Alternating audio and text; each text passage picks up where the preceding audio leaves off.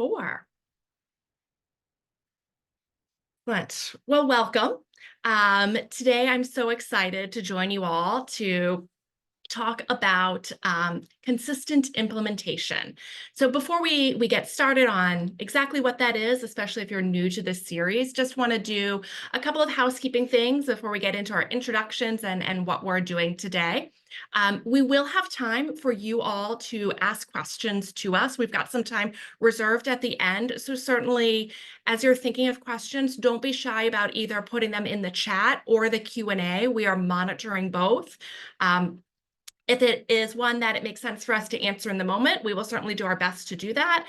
Otherwise, we'll answer it during the Q&A portion that we've got time for at the end. And certainly, if for some reason we're not able to get to your question today, we will make sure that we follow up with you. But we certainly welcome you to ask questions and hope that you get as much out of this as we have been in this series.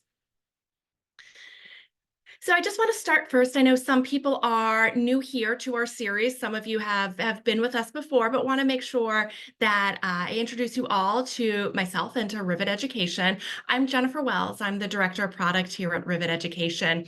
And here at Rivet, our vision for K-12 education is that every educator receives the best resources and support available to provide all students with the educational opportunities that they want and deserve. And the way that we contribute to this vision is by defining high-quality professional learning and then also creating tools and services that support both state and local education agencies with putting that definition into practice for teachers and leaders. And so I want to take a moment to just orient you all to our framework for high quality professional learning. This was informed by the latest research in professional learning. And as you can see here, it's got 3 main components. The base of the pyramid are the overarching characteristics of high quality professional learning. These are going to be consistent across all types of professional learning. And then you can see the types of professional learning make up the center portion of our pyramid. And the types that we look at, because we're focusing on curriculum-based professional learning, are adoption and launch for teachers, ongoing support for teachers, and system design and leadership support.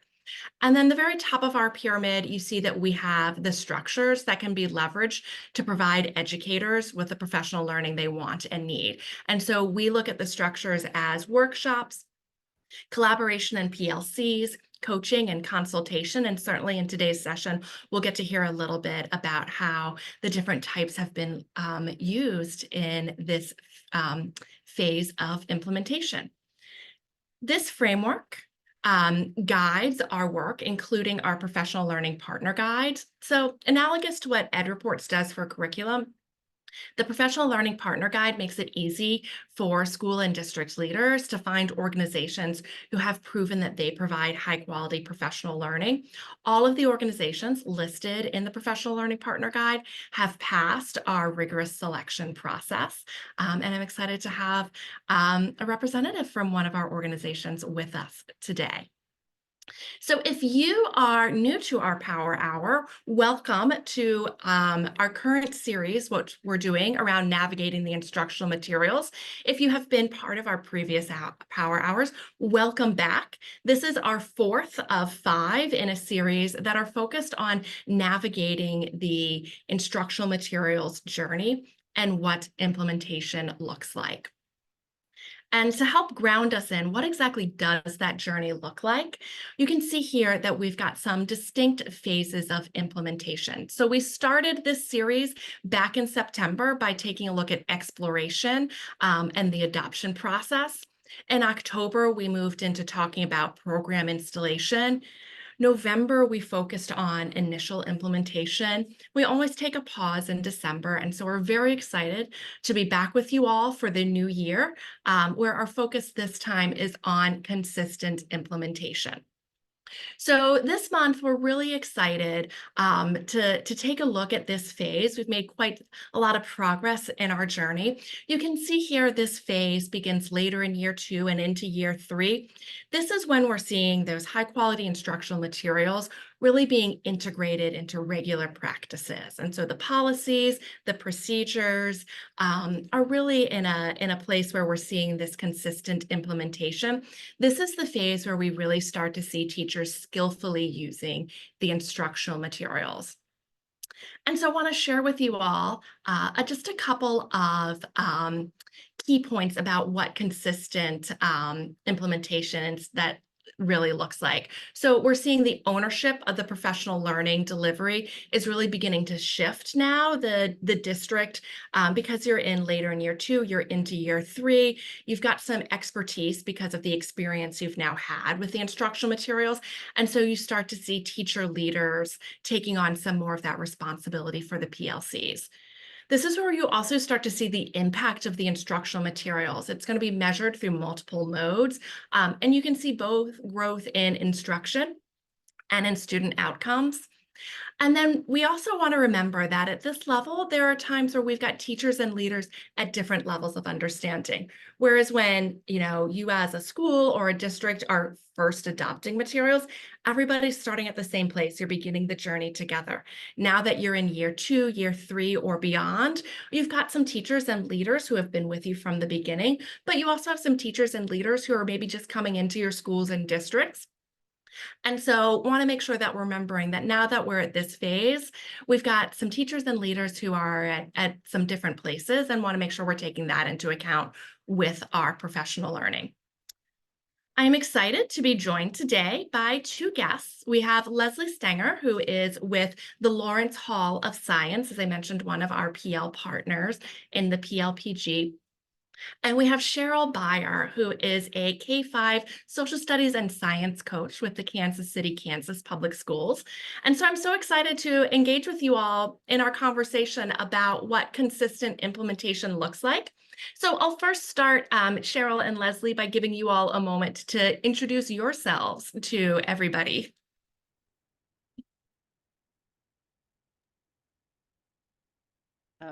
I can go first. As Jennifer mentioned, I'm Leslie Stenger, a senior professional learning specialist at the Lawrence Hall of Science, which is out on the UC Berkeley campus in California.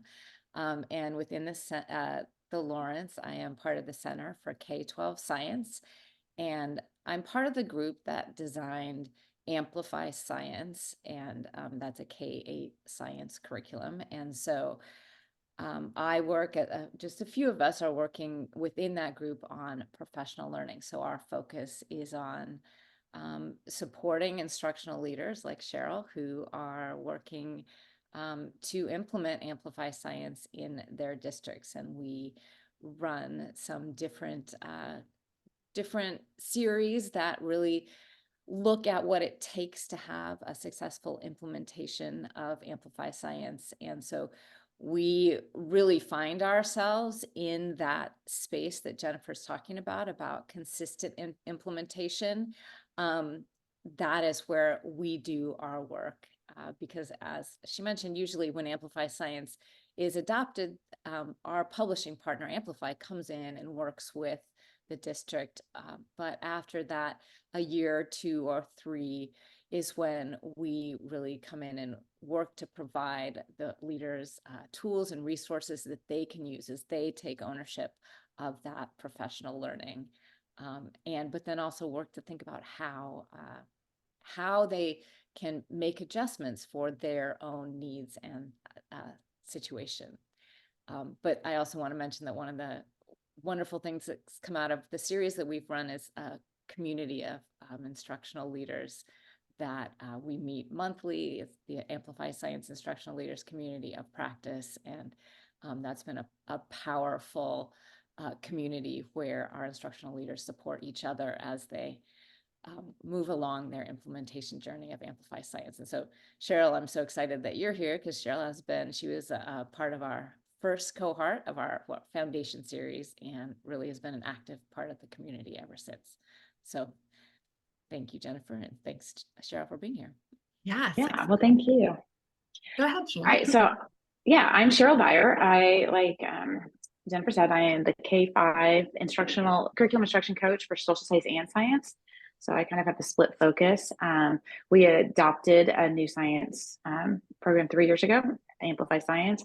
So this is my 5th year in this role. So it was really my first adoption. So it has been a challenge. We are a very urban school district, and I have 28 elementary schools, 2 alternative schools. So it's quite an on-taking, and we adopted K-5 all at once and implemented it full steam ahead. So it's been great to have support, and yeah, I'm excited to chat about it.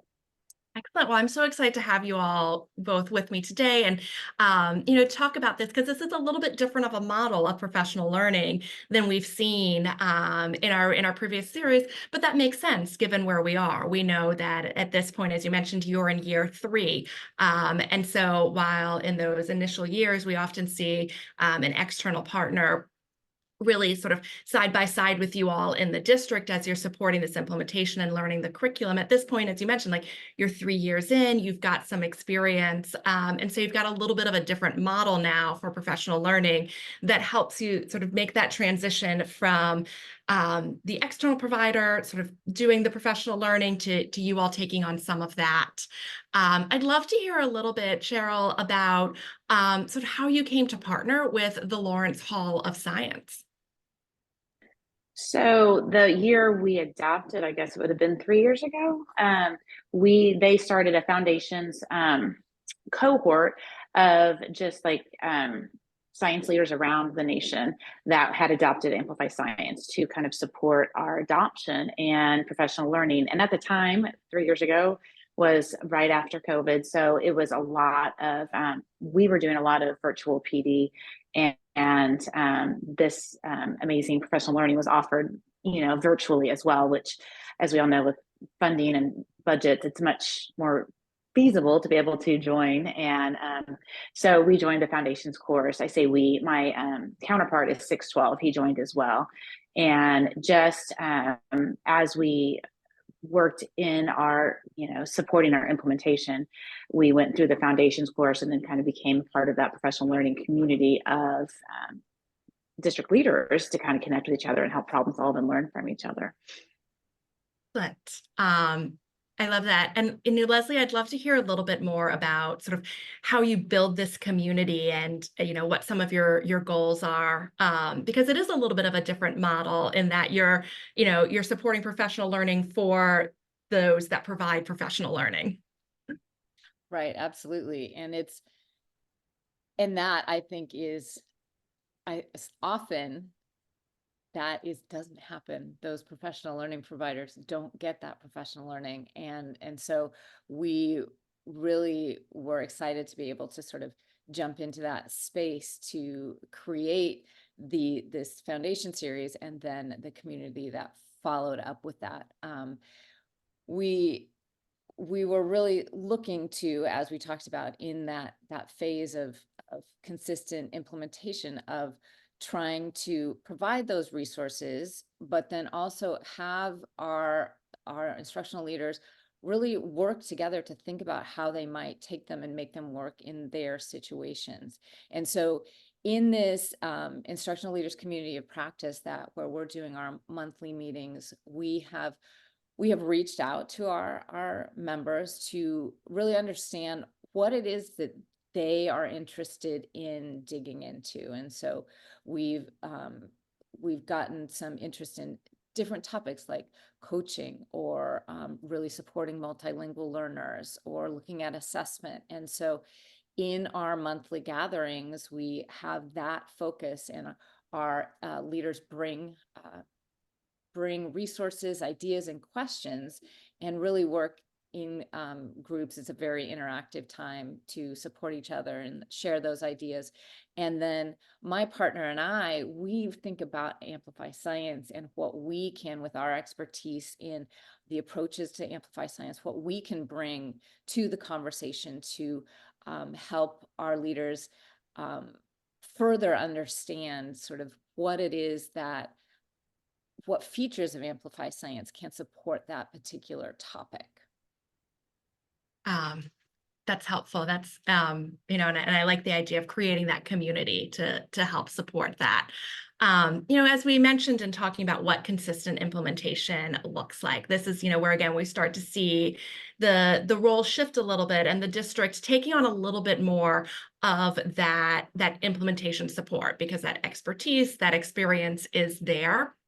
So I'd love to hear from both of you, really. But Cheryl, if you want to start, how did you see your leadership of this implementation in the district really start to move as you moved into year 3 and start to get to that consistent piece of it? Well, I think the main focus for me was when teachers don't feel comfortable with something, they're not going to use it. And so um, as I monitor usage and monitor implementation in the classroom, I still sense that there are teachers that aren't fully comfortable because they're not using it to its capabilities, or maybe not using it at all. So I really feel like, okay, so I need to get into the buildings and really help support on a more individualized basis for those teachers, because we have all range on the spectrum of who's using it. So that's where I kind of utilize my building coaches a lot. I have built up a lot of capacity in my building coaches to help support science in the building, but I also try and go in anytime I can to help plan with teachers, to help co-teach with teachers. And I think that that's very important as far as that shift of it's more individualized support, and we don't have support from Amplify as far as purchase PD anymore. So how can I come in and offer my coaches professional development? How can I offer the buildings professional development on a more individualized basis? And just working through then, like with the community of instructional leaders that are curriculum leaders, it's been invaluable because with obstacles, how do we give PD when there's no PD time? How are we getting teachers to teach science when they don't make time for elementary science? So there's all these different obstacles that we've brainstormed and problem solved together. So that part of the community has really helped in my leadership to kind of shift to see, okay, I need a district leadership team, I need the building leadership teams, and it's kind of motivated me to move forward with the implementation. Yeah, I think you're making a point there with you're getting to such an individualized place, because at this point you've got teachers, you've got some who they've been, part of this journey now for 3 years. They're very comfortable with the materials. You see them using them consistently. You've got some teachers who are still getting comfortable, some teachers who may be new. You mentioned there's the district team, and then you've also got your coaches and that support for them. How are you also thinking about leveraging your more experienced teachers that are comfortable to help provide that support as well? So this year we're starting something called Building Science Leadership Cohort. So each building sends 2 teachers, an intermediate and a primary teacher, for a day of professional development with me. And we're going to just kind of dig into phenomenon-driven instruction and some practices to really help them have a larger capacity in their knowledge of just the NGSS, of science in general, but also how the resource supports that. And then they're going to take that back to their buildings to then leverage that within PLCs, help lead PLCs, help deliver some professional development within the buildings. So that's kind of our goal this year, is to get more experts that we have on my building leadership team, and then really have them in buildings supporting and leveraging them to offer support.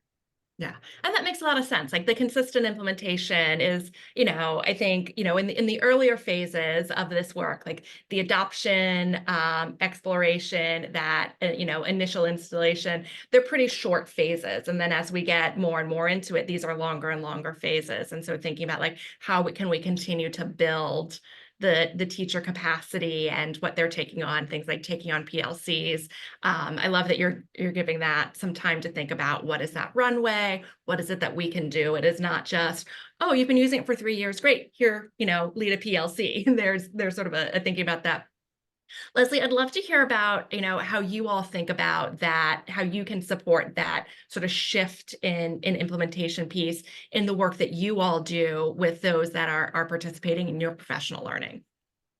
Well, one thing that comes to mind, and as Cheryl's talking about, sort of as it moves towards a more individualized approach, is that, and as you brought up, Jennifer, is that teachers are in different places. And so we did a lot of work within the foundation series, really thinking about and trying to recognize sort of where different teachers might be, and it's in particular in phenomenon-based learning and teaching and learning. And this is for those people, I know that we have an audience that is not necessarily really deep in science education. I know some of you probably are, but the next generation science standards really call for phenomenon-based learning, where students are really working to figure out a phenomenon, where in the past it may be that they're just learning about a topic, learning facts, but now they're learning some of those facts, but they're applying them, they're creating arguments, they're modeling, they're talking, they're doing, they're reading, they're writing, they're figuring out, creating an explanation of a phenomenon. So all that's in support of that. So when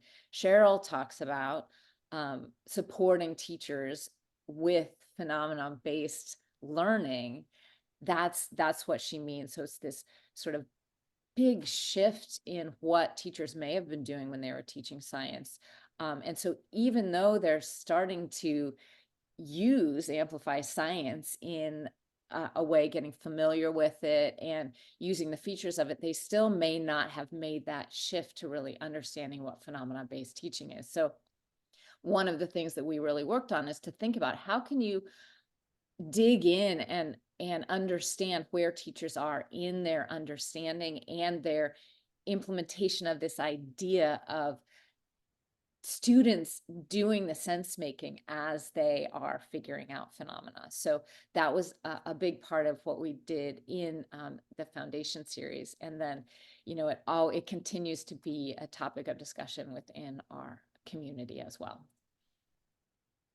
What are some of I guess the trends that you're sort of seeing in that community come up in terms of what, now that you're in this for a little bit of time, what are people sort of saying they're seeing, and from students and teachers? I'd love to hear both. Leslie, what are you seeing from sort of the greater community, and Cheryl, what are some of the things that you've been seeing within your own schools? I'll start a few, and I know Cheryl can get into this, but one trend we're seeing is, especially in elementary school, is definitely making time for science. And how do we do that? How do we bring people on board, whether it's teachers, whether it's administrators, whether it's other district personnel? How do we sort of have people come on board and understand the importance of science and how it can be mutually supportive of other disciplines? And I'll let Cheryl spend some time talking about her experience with that. We definitely see some questions around assessment and how you can use the assessment system, particularly in Amplify Science, to support student learning, but also how you generate grades, thinking about differentiated support for students. And then also things like really taking a national curriculum like Amplify Science, and how do you make it relevant for students? And, I think science is lucky in a way that we have this phenomena-based instruction where you always start with a really engaging phenomena. But how do you, as a teacher, how does our instructional leader support the teachers really work to make it engaging, and how do you make connections to your local communities? So those are some of the trends and topics that I've been seeing. But I also know Cheryl's in those conversations too, so I'm sure she has a lot to say about that elementary bit. But some other ones I'd be interested to hear what she has to say. Well, you covered the big ones, because I think that time for science and prioritizing it, and having admin on board, and having admin and teachers clear on the shifts in science instruction, because like Leslie said, it's very easy just to follow Amplify, but if you don't understand the shifts in the standards and the shifts of what the pedagogical shifts that should happen for phenomenon-driven instruction, then it may not look any different. And so just really getting admin on board to prioritize it and to know what to look for in science, that has been a big one. Also, we have time for science is always a thing, and talking about how we get creative with integrating it with literacy and how it overlaps. And we also have adopted CKLA, which is published by Amplify, for our ELA, and that has a lot of similar topics, some similar topics that go along with science topics and social studies for that matter. But just seeing ways that we can connect that and help that build knowledge. Not that it'll ever take the place of science practices and doing science or thinking like a scientist, but being able to build some background. And so that's just been, that integration has been a big topic of how can we leverage some of those knowledge building topics within ELA to help lighten the load a little bit and lighten some time, but really that prioritization. Our last meeting was on multilingual learners, which I think Leslie referred to earlier. So that has also been a huge need with science, with understanding. We have a very highly diverse district, and so trying to meet the needs of all students has been very challenging for teachers. So just ways that we can again leverage what's in the resource, and how can we use our professional judgment to help even support that even more. So that's been a huge topic.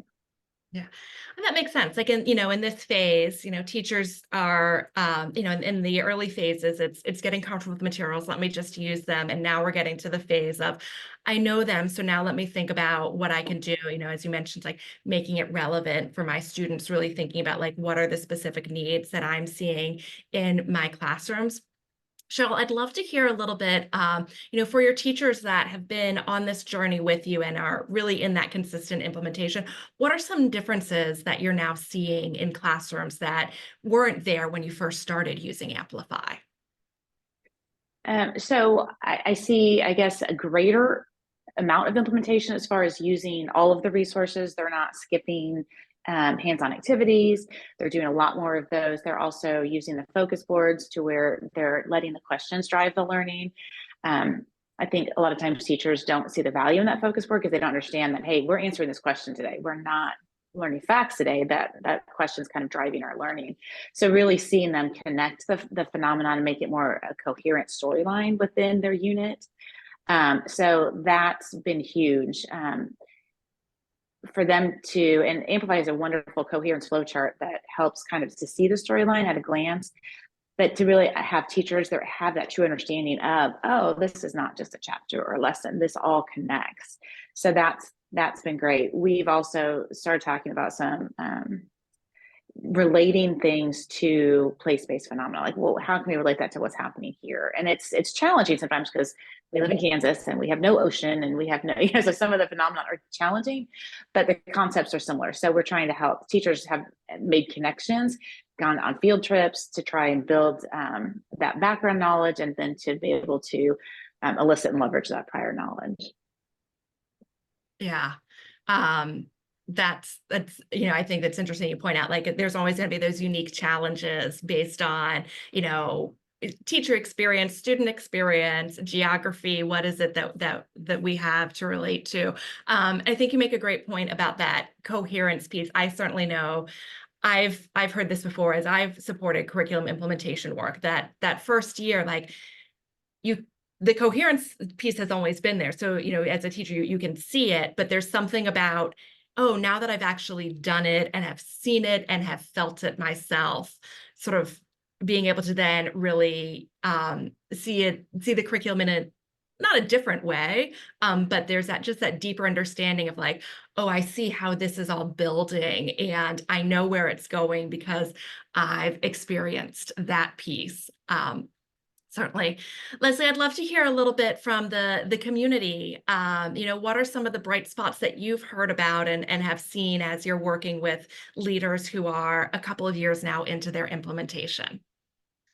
Well, I mean, I think I really echo some of what Cheryl has said about just that instructional leaders are saying that teachers are understanding that it's just that coherence of a unit, the storyline that exists, and really being able to step back and sort of trust what's happening, and at the same time make it their own. So they're moving into sort of this idea of a principled use of the materials. So they're understanding which features are in place that lead to the really deep understanding of the phenomena, and keeping those absolutely in place, but then maybe making those connections to something that's happening locally.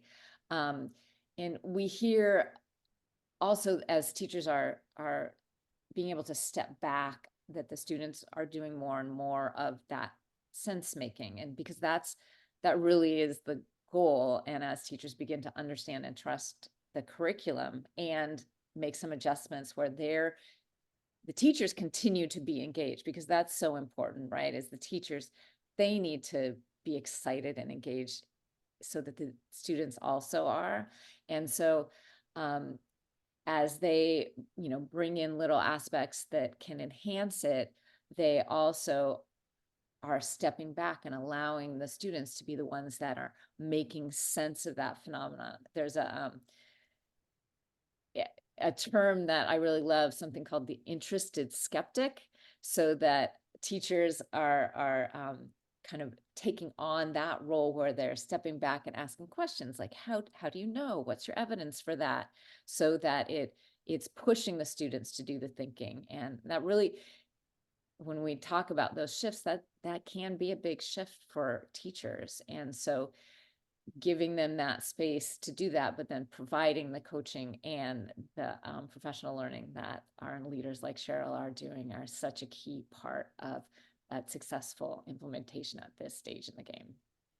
Yeah, I think that's such a good point about the engagement of the teachers, but also the engagement of the students. And we've talked a lot about, you've got teachers who have been on this journey. They're now in year 3. And so the comfort we're seeing that they have with the materials, their ability to sort of, to see and deeply understand that coherence and start to make it their own.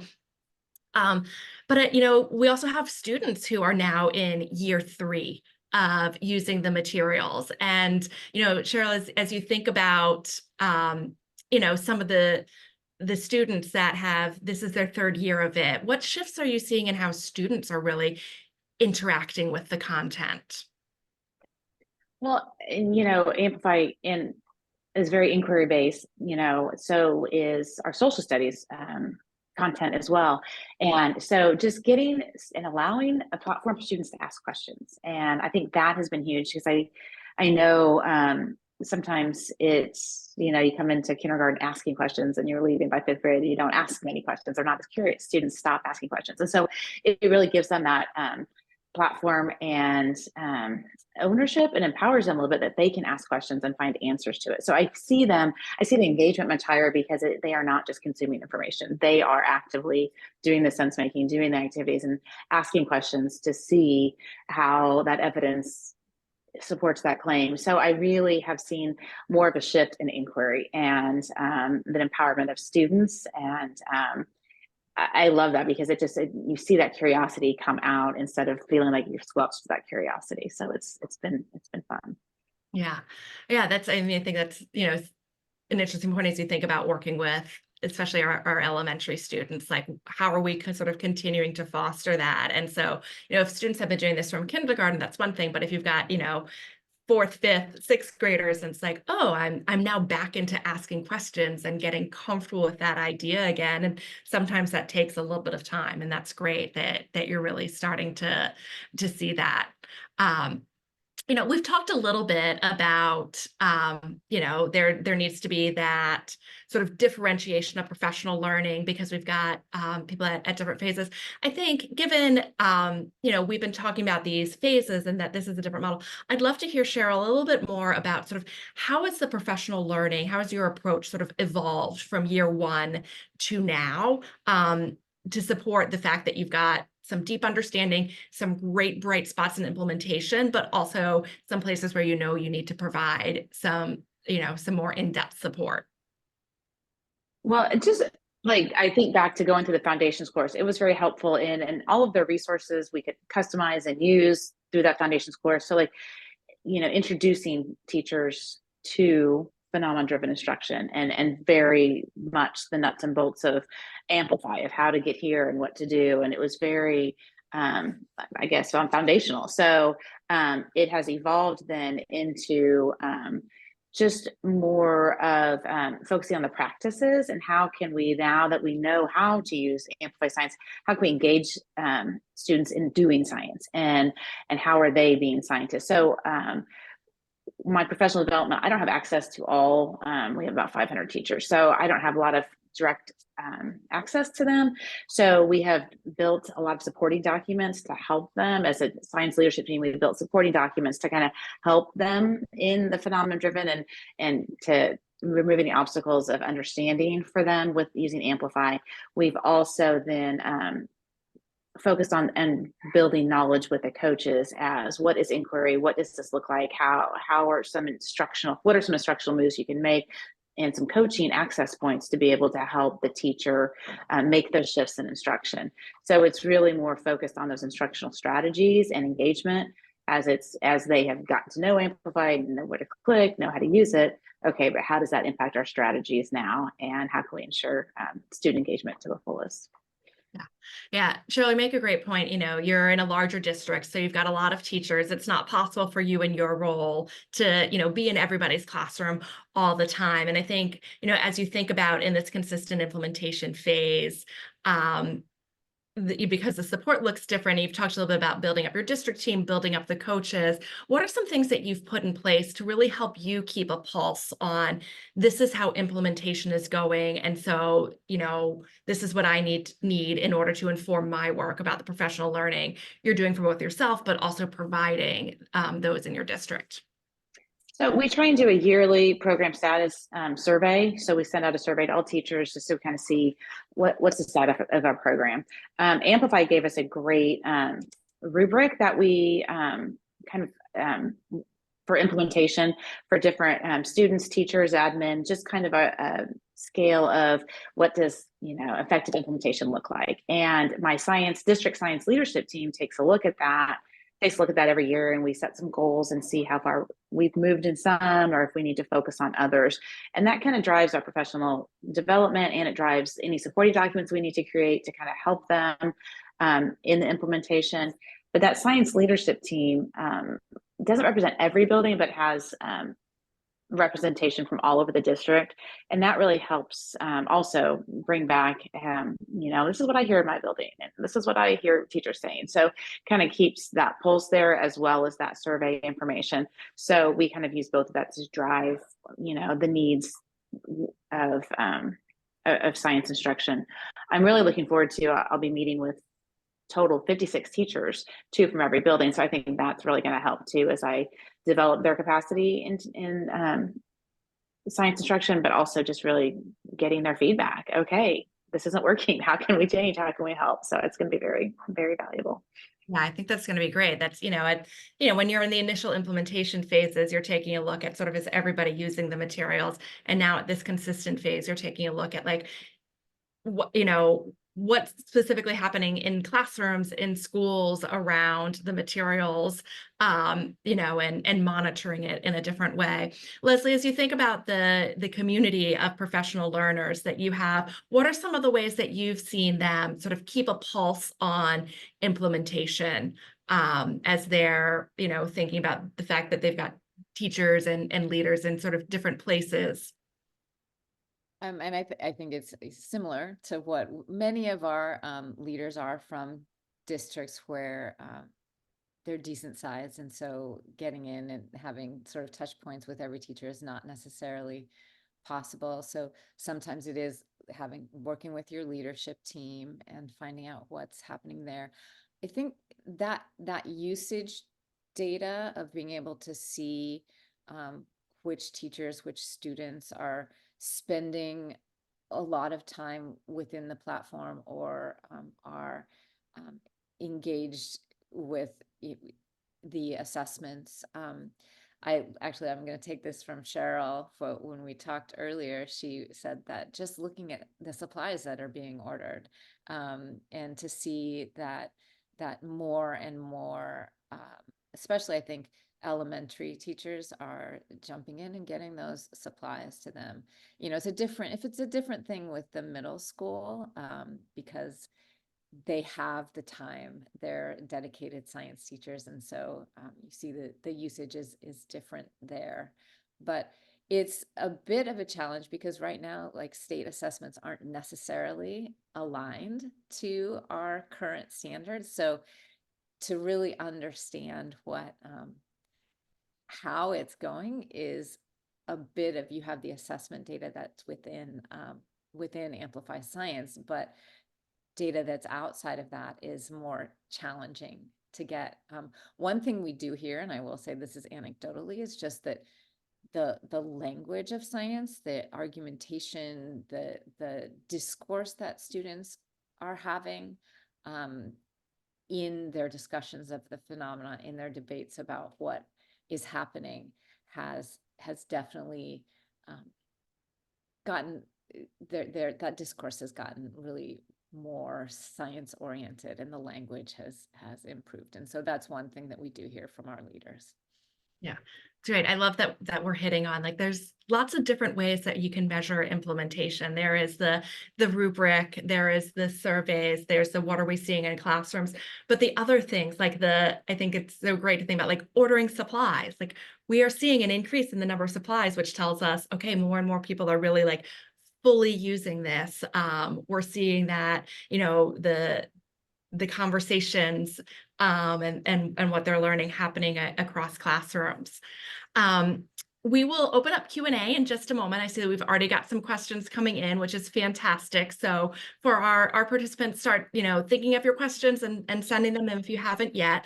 But before we get to them, one thing is I'd love to hear from both you, Cheryl and Leslie, is you're now at the consistent implementation phase. You've been doing this for some time. As you mentioned, you're in year 3, so you've got some experience. As you think about someone who is in year 1 of implementation or gearing up for year 1, what's some advice that you would like to share with them to help them, get to the point of understanding, like, okay, year 1's going to look different than year 3, but wow, we're seeing a lot of great things in year 3.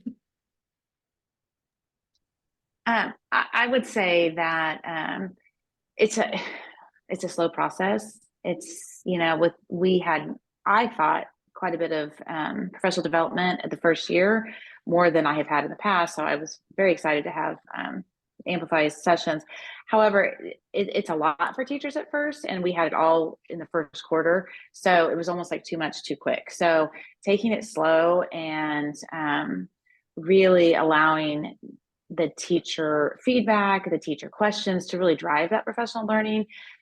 We did this simulation game in the community in that foundations course, and it was just simulating change and how many things it was that what leading professional learning simulation. But we talked about just the different components of change and what needs to be in place for change to happen. And if you've never adopted a resource like next generation science standards that kind of shifts, there's so many instructional shifts, then change is slow. It's not just a new resource, it's a new type of instruction.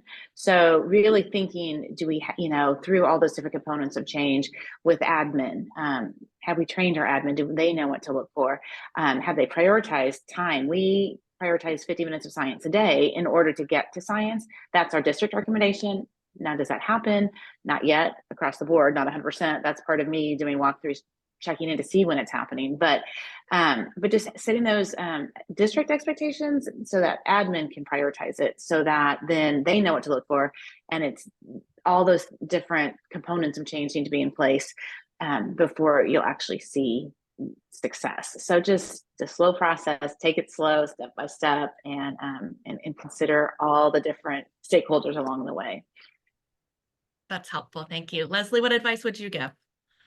I mean, again, Cheryl has that's all such good advice. And I think a sort of key to many of the things that she is saying is find your champions. Who are your science champions within the district, and even maybe outside of the district, in the community, who can support this initiative. And it could be places you might not consider looking. Maybe it's the ELA coach who is really interested. I know, like, Amplify Science is very strong in literacy. Is there a way that you can build a strong relationship with that coach so that that coach is a champion for science. Which administrators at which sites are going to step up and really be a voice in the administrator realm to speak for finding the time or resources for science. So find those champions, I think, is really important for a successful implementation. Yeah, I agree. I mean, I think, you all said like it's change management. It takes time. As you think about like the change management curve, like you're not going to get everybody immediately in day one. And so how can you make sure that you're leveraging different groups? That actually I think is a nice segue into one question that we've had submitted. We have a participant asking, what are some ways and successes that you have used to engage families or communities either during the adoption or that implementation process? We had a sneak peek night during our adoption. I'll start there. During our adoption process, we had a sneak peek, and we had community come in and take a look at our recommended resource. This was before we adopted it, and just got feedback from them, what they saw, what they liked, what they didn't, just so we could, again, include stakeholder input, which is so important. And then once it was adopted, we have tried to do, we have content nights, whether it's math, ELA, science, or social studies. We have, Amplify has a great parent resource, slides and different things that you can present to kind of inform parents about the shifts in instruction, about the science, about the phenomena, and to kind of pull them in a little bit to understanding the science instruction. Every unit also, I recommend teachers send them home. There's a parent letter for every unit to kind of help them talk through the phenomenon with their student. I've also, we are very tied to the community, so we try and use community resources to help go along with science units. We have a Zoomobile that travels, that comes to our first grade to kind of help with animal plant defenses, to kind of help them talk through some of those animal defenses. They bring in animals to the school, which is really cool. And then we also try and align different experiences within the city to, there was it shut down, which is so disappointing, a food science kitchen that we tried to send our fifth grade to before that shut down. But just to kind of connect community partners with a unit made it very relevant, I guess more relevant, and tried to connect to the community. And we're still working in that aspect. There's a water treatment plant I really am working on trying to get connected with. So just bringing in community partners to help, help kids see how how science lives in our community. Yeah, well, Leslie, if you think about the community and what you've seen, what are some ways that you've seen there be that sort of family or community engagement, either during adoption or implementation? I mean, I think Cheryl's covered it a lot. And one thing about our community is we are virtual. And so I don't get the chance to sort of see some of these things happening, which is too bad. I would love to. But one thing that I do know is that communication around what those shifts are, and Cheryl mentioned it too, it's engaging families in what it means to have their kids be really focused on figuring out a phenomenon, and how that this new, it's not so new anymore, our standards have been out for over 10 years now, but way of doing science where the students are the ones doing the figuring out, and it's focused on the phenomenon. So making sure that, how do you communicate with families around, okay, this is our unit about this, ask your students about these things when they come home in the afternoon. And so just making sure to communicate with the families, because it's not only a shift for students and for teachers and for district personnel, but it's also a shift for what the families are experiencing as well. Yeah. That's helpful. Yeah, I think exactly. It's a shift for all of us. And so really being in tune with that, it's so important. Cheryl, we have a question that has come in for you. Given that part of what you've been doing is participating in professional learning to support professional learning, but wanting to know, what are some of the sort of the big takeaways or ways that your practice has iterated as you've been part of this work and are sort of evolving your support of Amplify Science? So we have focused a lot on, the adult learning principles. There's been facilitation moves. There's been a lot of takeaways in that area of just growing me as a facilitator in general. A lot of it was also helpful back in 2021 when it was so remote and had things we could do with technology and Zoom. And thank goodness we're pretty much out of that world right now. But so a lot of that facilitation was helpful. And I think too, the immersive aspect of our professional learning, where we would become students and have our student hat and then reflect on it as a facilitator and put our facilitator's hat on. And so being able to see both sides of that, and it's almost like a threefold, because it was like, we're student, but yet now we need to look at it as a facilitator to teachers. So there was three different aspects that we had to kind of look through. So that's been very helpful as I'm developing coaches and teachers. Just they need to experience what it's like. There's only so many times we can say, "Oh no, the phenomenon drives learning." Oh no, let's experience it. What does that mean? So because it is so different to allow with a scripted program to allow student questions, student sense making to kind of drive the learning while having a scripted program. So it's really helpful to experience that in my professional learning. Then I can take that back, and I'm doing a professional learning next week with they're going to experience a phenomenon. They're going to actually do an engineering practice to do some sense making before we reflect on it. So I think that's been a huge takeaway.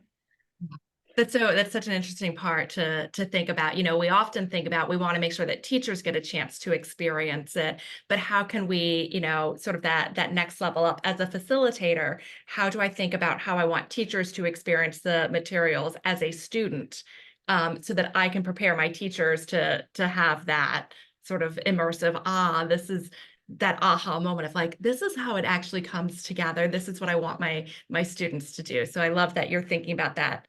What's that next level up? How do I prepare teachers to prepare students? And So if I could jump in a little bit, absolutely. that was one of the key aspects in the design of our foundation series is creating experiences for our instructional leaders so they could be learners just themselves. Not that they're doing a second grade activity, but they're doing something that has similar features to that activity, but they are truly learning as an adult, so they can reflect on what it felt like and then apply it to what it might feel like for the teacher, and then who the teacher then could apply it to what it feels like as a student. So it's that, like, what does learning feel like? What does an aha moment feel like? What does it feel like to really be curious about something and want to figure it out? So that was a key guiding principle in the design of our professional learning. That's wonderful to hear about. And, as we've heard from you both, like, and now you're seeing that happen. Like, you're seeing your students have those aha moments, and you're seeing your students have that comfort with, I'm not learning facts, I'm exploring a question, and this is what it looks like. Well, I mean, I would be happy to chat all day about all things PL and implementation, but I want to make sure that I am honoring, everybody's time. So I just have a couple of things to close us out. Of course, thank you so much to everybody for joining us today, but thank you so much, Cheryl and Leslie, for taking some time to share your experience and your expertise. I've just been having a blast throughout this series, just hearing the journey and what it is like in different contexts.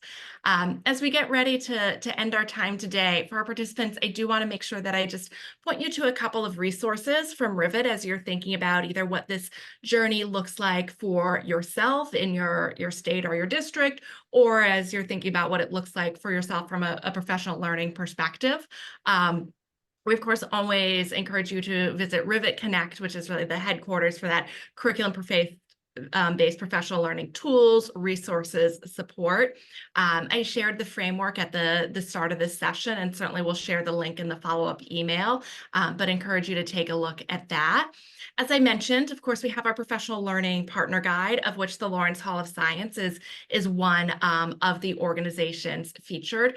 But for those of you that are thinking about, I need some support from an external provider as I'm in this curriculum implementation journey, encourage you to take a look at it, as it's free. It's a searchable list of those vetted providers.